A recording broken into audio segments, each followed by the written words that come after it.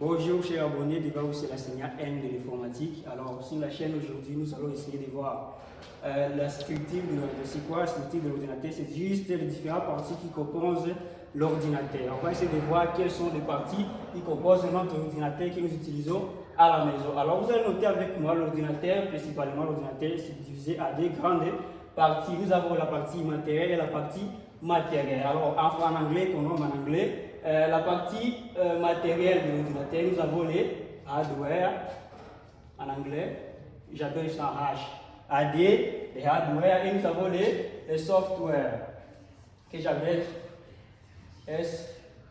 SOF.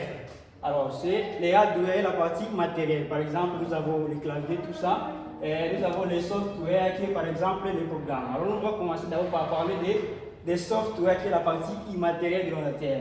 Vous avez avec moi les software, la partie immatérielle de l'ordinateur, c'est juste les différents programmes qui composent notre ordinateur. Alors, ces différents programmes, nous avons les programmes de base, par exemple le système d'exploitation, vous avez Windows, Linux et tout ça, tout ça. Ensuite, nous avons les programmes de développement, ça permet de développer les différentes applications que vous utilisez, par exemple le C# et Java, ça fait partie des programmes de développement. Nous avons ensuite le programme de secours que j'appelle PS, différents programmes qui servent à lutter contre d'autres programmes malveillants qui peuvent détruire les différentes choses qui sont dans votre machine. Alors à la fin, nous avons les programmes pour le logiciel d'application. Vous avez ça le LA. Donc les différents logiciels ou les différentes applications que vous utilisez. Par exemple, je vais donner le MS Word, Excel, tout ça fait partie des différents logiciels ou applications que vous utilisez à la maison. Alors on va parler des hardware. Vous allez noter avec moi que les hardware, qui est la partie matérielle de la tête, c'est divisé aussi en deux grandes parties. Nous avons l'unité centrale, et nous avons l'unité périphérique. Alors, c'est quoi l'unité périphérique et l'unité centrale? Je vais aller un peu vite. L'unité périphérique, et aussi là, il y a d'autres éléments qui sont là pour bien parler de ça. Alors, l'unité périphérique, nous avons par exemple les périphériques d'entrée.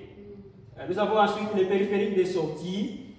Et nous avons aussi les périphériques d'entrée-sortie. Et nous avons à la fin les périphériques de stockage. Et périphérique, c'est tout dispositif qui peut être branché à l'ordinateur. Je vais donner l'exemple des périphériques d'entrée. Nous avons par exemple le clavier, de sortie, nous avons par exemple l'écran.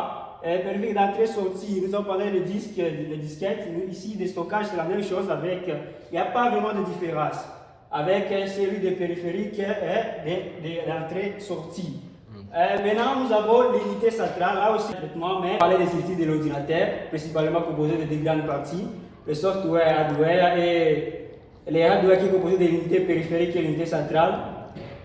Les périphériques, l'unité périphérique est composée de périphériques d'entrée-sortie. Nous avons le périphérique de stockage. Vous voyez qu'il n'y a pas vraiment de différence. Il y a aussi l'unité centrale et le software ici qui est composé de différents programmes. Alors nous voilà à la fin de notre vidéo. Si vous avez aimé la vidéo, n'hésitez pas de mettre un petit pouce et de vous abonner. C'est très important pour nous, vous le savez. C'est bon.